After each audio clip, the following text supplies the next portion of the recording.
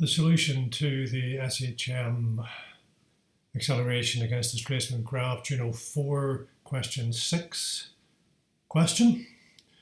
So here we have a graph which shows the acceleration, how the acceleration A varies with displacement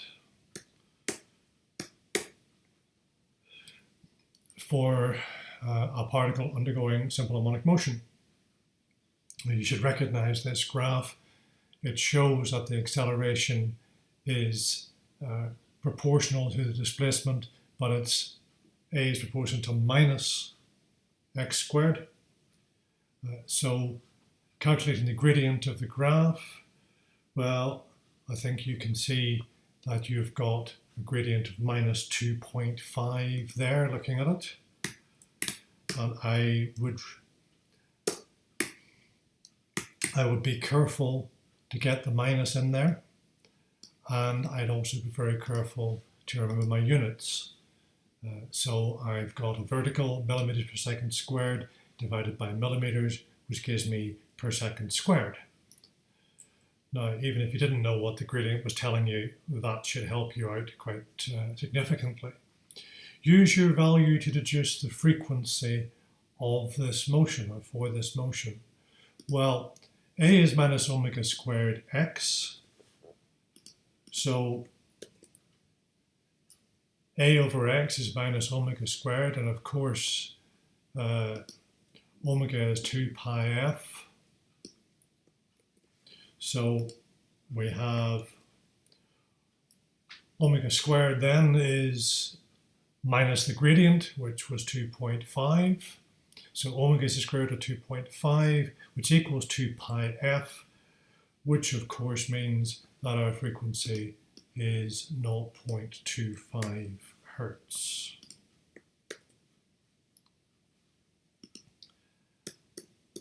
And then it says, hence write down the period of motion. Well, we know, of course, that the frequency is 1 over the period. So the period is 1 over the frequency. And so we end up with 4 seconds. On the grid below, sketch a graph of acceleration against time for this motion. Assume that the displacement is 0 and the velocity is positive at t equal to 0. So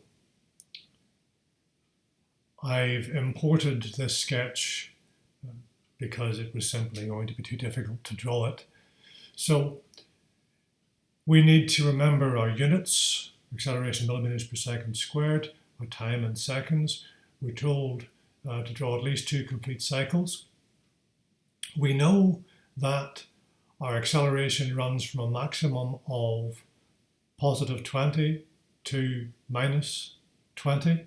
So that's our scale, 5, 10, 15, 20.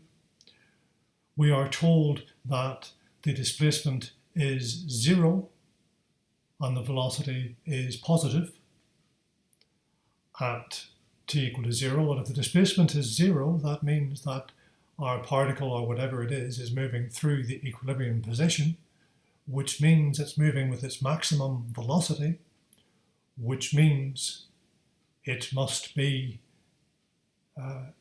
0 acceleration at t equal to 0. We know if the velocity is positive at t equal to 0, that is to say it is moving up through the equilibrium position, then just after t equal to 0, the acceleration, which is always directed towards the equilibrium position, will be negative.